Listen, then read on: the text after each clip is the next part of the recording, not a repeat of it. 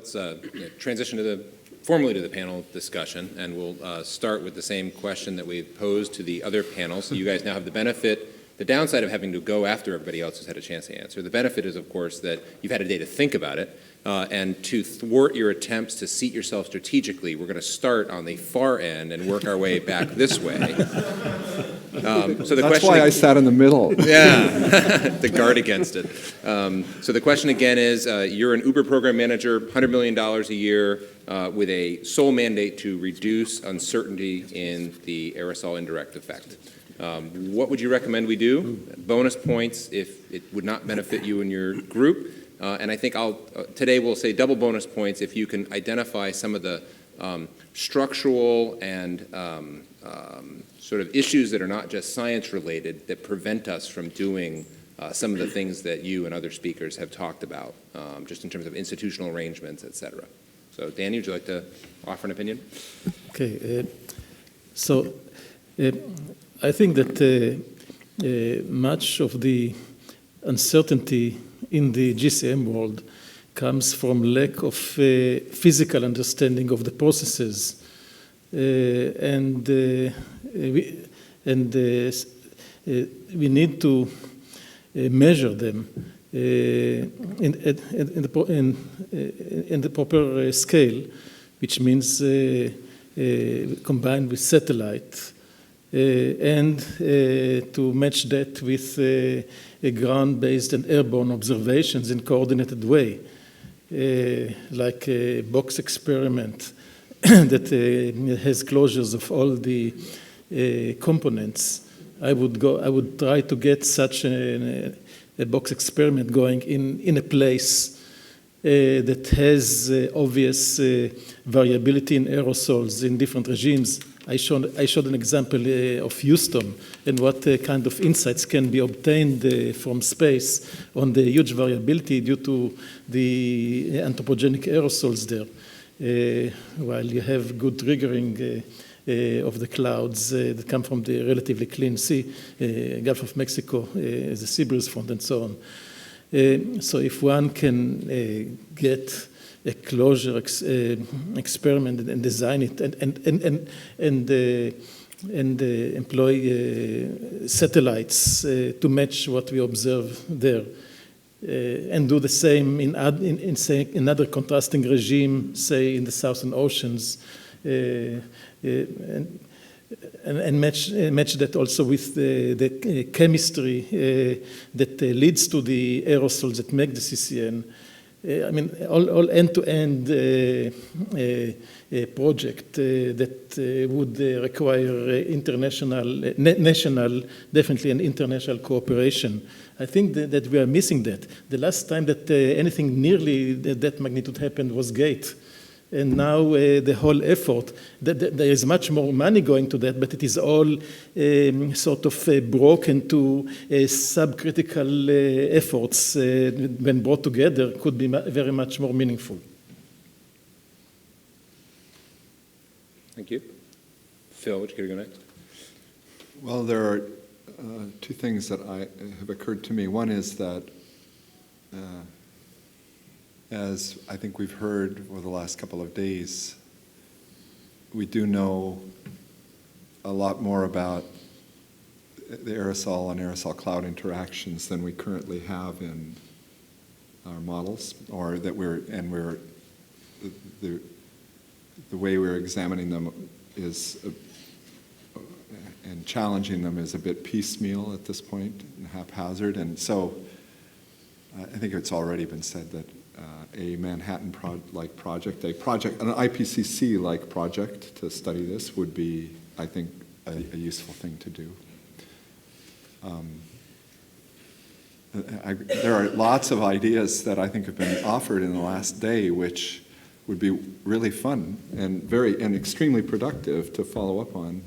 And the fact is, probably we don't have the luxury of just diverting our research activities to following up on them. So that's one. And then the other one is, I hate to, or I'm reluctant to bring it up, but I will. And that's just to say that the idea of the marine cloud brightening experiment is not inconsistent with what Danny has been talking about, and that would be an attempt to do a more systematic exploration, deliberate exploration of seeing if you can perturb clouds and measure their changes and changes in radiative forcing as well in various regimes. So there's a white paper out sort of describing one strategy for doing that. And of course, it's important to acknowledge that it's not so different from things which have been done in the past, that the EPEACE experiment, which John and Lynn Russell were a part of, is an indication of that as well. But it could be done more systematically, and envisioning that it be done on a larger scale as well, which would be something closer to a gate or vocals type experiment as well. I think those would be useful things to do. I'm into the Manhattan Project. Well, the first thing, I will forego some of my bonus points, and I'd like to pay some of my group members more, but that will leave lots of money for other things. First thing is continuity in satellite observations, which I think is something we really need to be concerned about. Others in the room have been pushing these issues, and I think they know a lot more about it than I do. But if we don't have good continuity in the space-based aspect of things, we really are going to be stuck. I know I might be completely naive about this, but I think there might also be, we might need to be thinking a little bit more about trying to keep satellites in lower orbit hovering over, maybe not hovering, but moving over a more focused area so that we get more temporal information on a cloud system, for example, or an aerosol rich area where we have lots of aerosol-cloud interactions. So we're not dealing with these snapshots, these daily or twice daily snapshots, and trying to then figure out what the rules are. And then picking up on some of the things that I talked about in my half hour would be this issue of really trying to improve our process level understanding through this routine large eddy simulation, doing it regularly enough that we get a sense of the joint PDFs of these meteorology and aerosol parameters, so we can start understanding when and where the aerosol affects the clouds. Combining that with a single column model so that we can then have a pathway to improving GCMs. And of course it comes, the kind of capped experiment that I think Ram was referring to, where you're running climate models in forecast mode, also comes in over there. But getting a better handle on the process level aspect of these things, improving the large eddy simulation models, but also having that pathway to improved single column model, and then GCM is really an important aspect of this. And then finally, I think that having these large eddy simulation outputs that would be constrained by observations really helps us in the sense that we now have a set of data.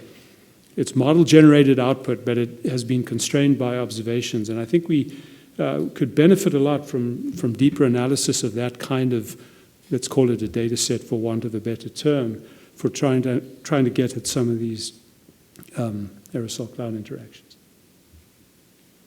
Ron? I think the satellite things have been covered enough, so I agree with them, and I won't want to dwell on that. I think they're all essential. But I think really, as I said in my talk, the surface radiative flux, if we can somehow get a denser coverage around the globe, and 70% of the globe is oceans, right, or 71%, somehow it would be nice. I mean, if we can get things like Argo floats and so on to measure temperature and salinity in the oceans, I ask why not radiative fluxes? And BSRN seems to have shown a very accurate way of doing these things and kind of doing it over a long period of time. So is it not conceivable to do it over the oceans? I don't know what the cost of these BSR and things are, but I would kind of waive my rights to be a modeler and then ask for the money to be spent actually on setting up observations. So I get bonus points for that, right? It's important to monitor. I know that's not a glamorous word. I know that's kind of very difficult to maintain.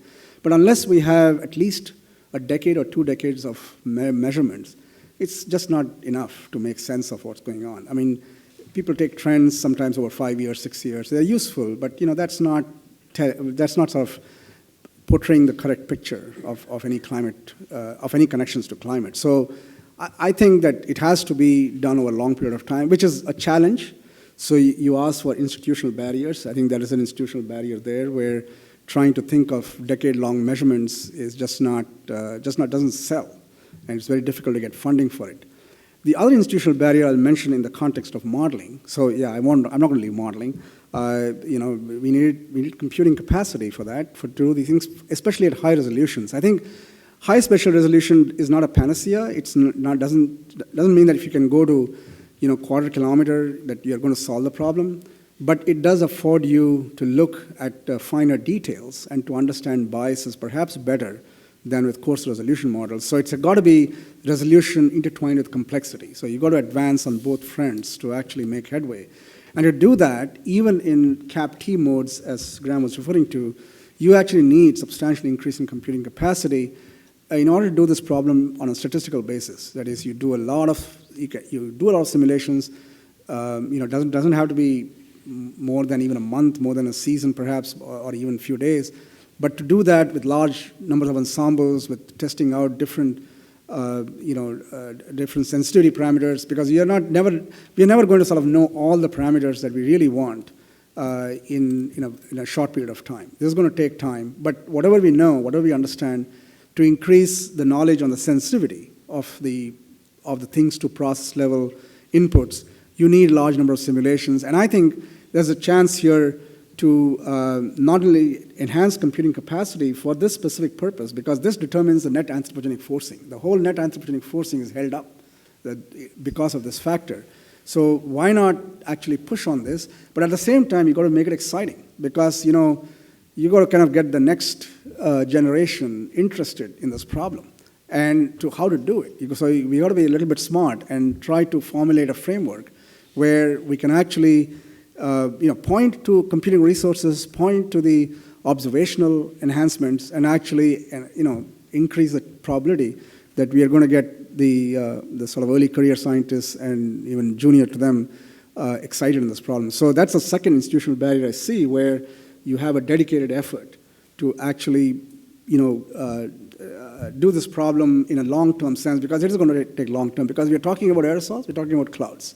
Both of them are this leading uncertainty. So when you compound them, I don't know how it multiplies, but it surely doesn't add linearly. It's kind of even more nonlinear than you'd expect. So you have to work on that. I will mention another institutional barrier, and that's the IPCC frequency. It actually inhibits a lot of creative effort.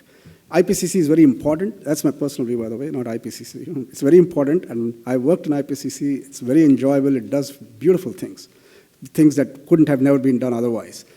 But if we can just stagger it instead of every 6 years, every 10 years, we can actually make much more headway, because one of the things every model does, and nobody can take this guilt off, every model does tuning of clouds. Because supposing we didn't have Earth radiation budget observations, do you think we'd have got the clouds and the radiation budget looking good in the first place? I don't think we could have got it from first principles. It's because we have those observations, we tune the models. And what will get us away, or what will get us away into a mode where we are not thinking in that manner, we can't, because every 5 years you've got to get a model right for all these BIP experiments, because if the model is not maintaining radiation budget, it'll be thrown out. So everyone does that. Everyone does tuning of sorts. I mean, some people may call it implicit, explicit, whatever, but it is tuning. And so if we increase the frequency, maybe we can get more creative. Maybe somebody can actually demonstrate from first principles doing a radiation budget simulation that arrives at 235 watts per square meter.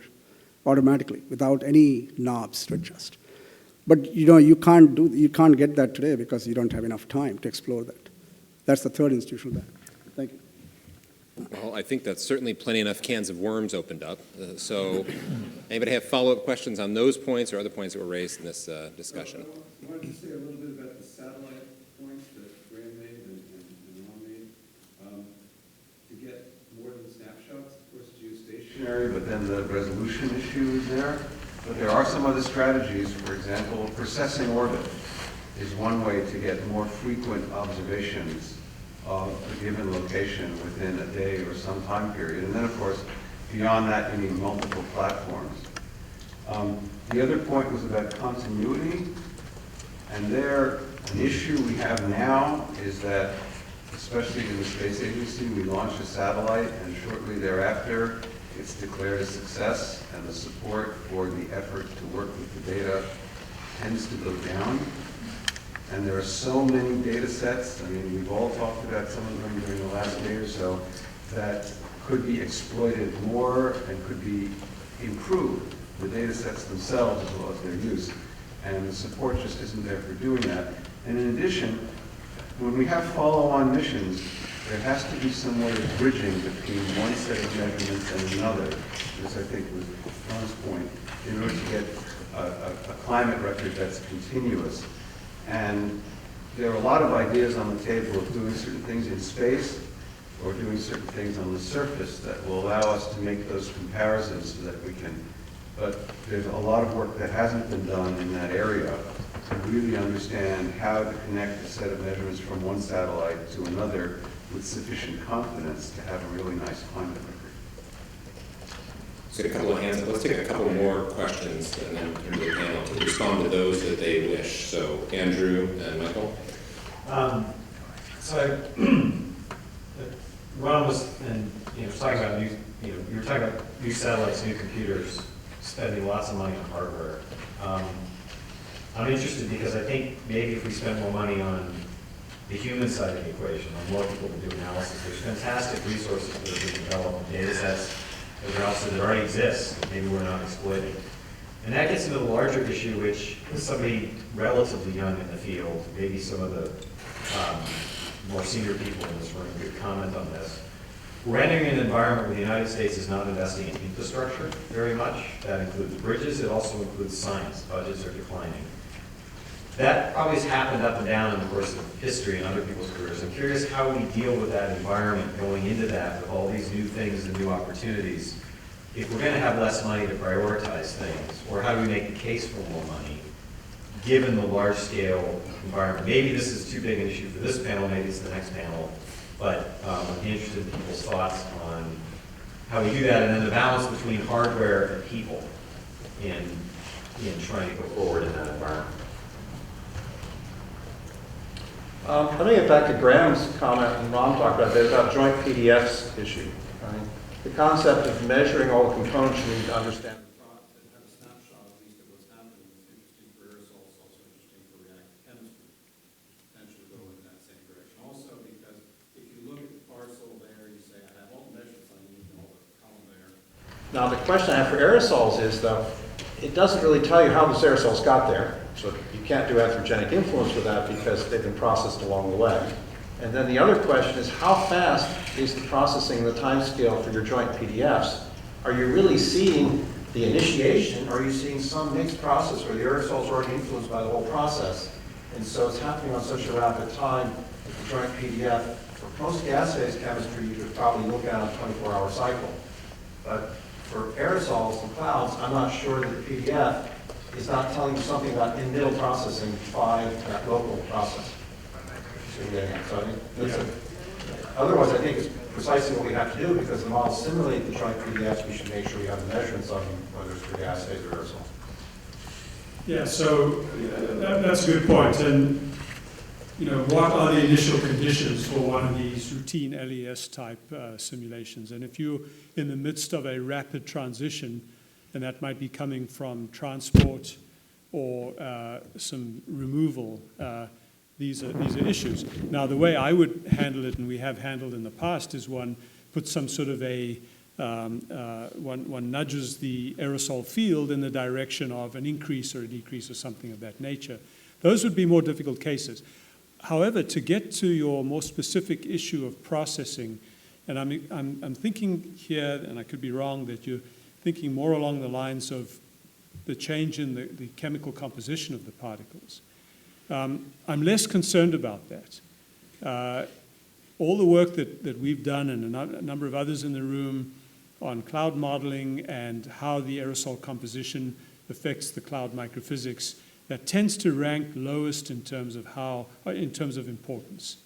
And so I see sort of first order effects as dynamics, updraft velocities, and I tend to sort of lump the aerosol into a concentration of the aerosol in the accumulation mode. And of course, it depends on cloud type, and one can, you could challenge me, I'm sure many will challenge me on that assertion, but I'm less concerned about, whether there's some aqueous organic or sulfate chemistry in the drops. Just clarification, what I meant was gas phase chemistry. If you're looking at production loss of ozone, methane, and other things, there's a similar need for joint PDFs. Yes. I'm not worried about the chemistry of the aerosols. Okay. Process. But I was worried about the time phasing of when you Yes. see a snapshot, what does it mean? Yes, and clearly when you're in, if you were to start this, you might start, for example, in a marine environment. The aerosol may start out at 100 particles per cc, and as you say, there could be a drizzle event or something that reduces that dramatically. One would like the model with the initial 100 per cc to naturally transition to the 50 or 30 per cc, and if it doesn't, you'd want to know why. And if for some reason there's some influx of aerosol, you'd have to impose that as an external forcing. Ron? Can I just quickly respond to Andrew's points? I agree with this point. I mean, we got to think of scenarios where it's not a zero sum, where it's not an addition of $50, $100 million, where we might be called in if we think the problem is important to speak on how we would operate in a zero sum scenario. And we got to be pragmatic about it. So obviously, we can't dream up of newer things. And I also agree with the brainware aspect. I mean, hardware is important, but brainware is equally important, as one of my mentors used to say. And so for that, we have to be smart about the analysis. And this is why I argue for more time in between these climate assessments, so that we can actually construct some series of experiments using available data sets, not kind of dreaming up new ones, so that we can actually try to understand why there are biases. I mean, the tendency is you generate a number and you compare it with another number from another model or a benchmark model or maybe observation, and if it departs significantly, then you try to sort of do something to be socially correct. But I think it's important to understand why the differences arise, and that takes time, and that's kind of why I kind of argue for more time in between these assessments to actually pin down on some things. Again, the progress may be incremental, but at least it'll be systematic. We can move in a forward direction. If I can follow up, it's just to say that I suspect Andrew's life would be a lot easier if he wasn't working on the getting ready for the next 6 comparisons. And the Department of Energy in their modeling efforts has decided that for the next generation, we're not going to do the next IPCC. And it might be something we could recommend would be to decrease the frequency or sit out every other cycle or do only a subset or divert some of our intellectual energy to other activities as well. And I also think, and you know better than I, frankly, having participated on the last one and watching us reinvent the wheel from zero yet again, and to come out with reports which were, in my opinion, somewhat incremental, that there's probably a better way to update the assessments than the way that we're doing it right now. They take more energy than they might need to as well. Danny, did you want to react to any of the comments that were raised there? No, just want to second what was expressed now with respect to the IPCC, but I don't. They did not pertain the issues that I was promoting. Great. Great. So let's take 2 more questions, and then we'll probably take the rest out for our lunch break. So we have Chris and, can't see, is that Ken? Okay, Ken? Okay, so there was really nice presentations this morning on how processes, but nobody really addressed the question, and I know this isn't the only question, but you didn't really address the question of how we reduce the uncertainty in the forcing. No one is telling us how we can convert understanding into understanding of present-day processes into an understanding of long-term change. You know, a lot of the variations that you showed, Benny, they're driven by the clouds themselves. You know, the clouds are consuming aerosol, and therefore you get low aerosol in some environments, and then aerosol creeps back up again. And you just try to point down that ND versus albedo curve. How do you get the long-term forcing from that? You know, have pocket cells changed over the industrial period? Do we know that they're different in pristine regions versus polluted regions in quantifiable ways? I haven't seen that from the presentations this morning. My presentation was about how to understand the physics itself, how to produce the framework by which we can constrain the climate models, and if the climate models can actually replicate this kind of naturally occurring covariability, and for the right reasons, because we track the physics of that, then we may have a better, and if it does so both in pristine areas and in perturbed areas in the present climate, then and only then we might incline to believe what happens when we change the emissions and differentiate. Already, I mean, there are huge ranges in aerosol between the Southern Ocean and other parts of the world. I mean, do you see substantial changes in the frequency of occurrence of open cells, for example, that we can simply infer that there is a distinct difference between the pre-industrial and the present day, just from looking at the observations without any parameterization of the model? Definitely yes, and you are invited to look at the paper of Tom Goren and myself. Tom is my grad student, was published just a couple of weeks ago, which shows how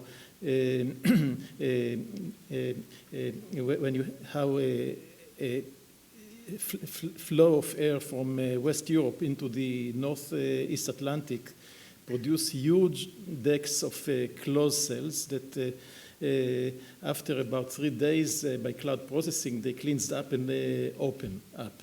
And this is the mechanism actually by which the effect is not saturated, because the effect of aerosols, because when you increase, I submit that if you increase the amount of aerosols that are feeding those clouds, it will take longer time for processing and for the clouds to break into the open cells. To some extent it is seen also in the vocals area, where you have to go pretty far to the west to start to have the clouds breaking up. So if this is not an effect, I don't know what is an effect of anthropogenic aerosols. Chris, you want to take a quick response there? I'd just like to respond to Ken. Ken, this idea of doing routine LES alongside of routine observations with the single column models as well offers a pathway to improve the single column model physics, which then should translate to improved GCM physics and the PD minus PI forcing aspect of things. Doing it in key regimes like stratocumulus, like trait cumulus, is, I think, the place to start. Chris, you have the last word here. So I would like to second Ken's comment that we actually have to try and focus in moving forward on what the real sources of uncertainty in aerosol and direct effects are. And in particular, you know, given that several of us, including Ram, mentioned sort of using the nudged or cap type mode for moving forward, I think it's important before we do that to actually see how well it can address these uncertainties, because I mean, for instance, one thing you can do there is if you do nudge modes in current day and pre-industrial emissions, you can actually compare what are the characteristics of natural variability versus the forced signature in these different regimes on a day-to-day basis. I guess the other comment I wanted to make, which is probably unpopular, is that I think that it should be a logical corollary of decreasing budgets and increasing model complexity that we should move toward fewer, better models. I think good models with enough people involved in them and enough people that they don't have to spend their entire life doing model development, but also doing other things as well, or benefit everyone enormously. But I don't think, for instance, in this country, we're benefited by having 5 models, 4 or 5 more models trying to do Aerosol-Cloud interaction. So. Any quick reactions to that? I think that although it's not my specialty, but in general, a community thing is better than a closed model, a model of a particular group. So the way I believe to go towards such an idea is to have an effort to make these models community models and let the community decide how to improve it, and the community dynamics will dictate it. Phil, do you want to Yeah, have last well, words? just for those who haven't sorted it out, the DOE has just opened up a new, or started a new modeling effort, but I actually agree with Chris. But then the other thing is to just say that I'm pretty sure it's happening at Irvine as well, but the Department of Energy is now spending a lot of time focusing on the use of regionally refined climate models where you nudge the outer domain to observations in order to focus and to make the expensive calculations cheaper. And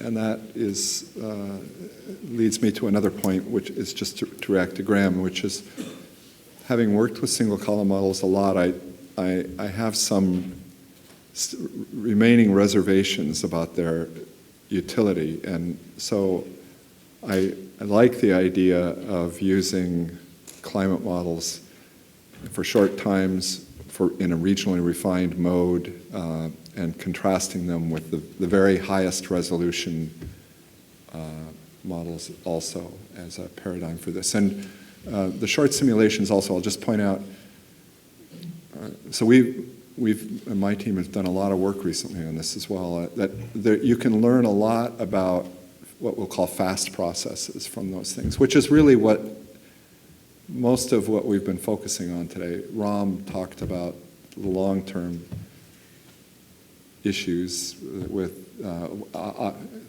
focusing on processes that involved ocean-atmosphere interactions and circulation changes. But if you really, a great deal can be learned about the short time scale aerosol-cloud interactions with these short simulations as well.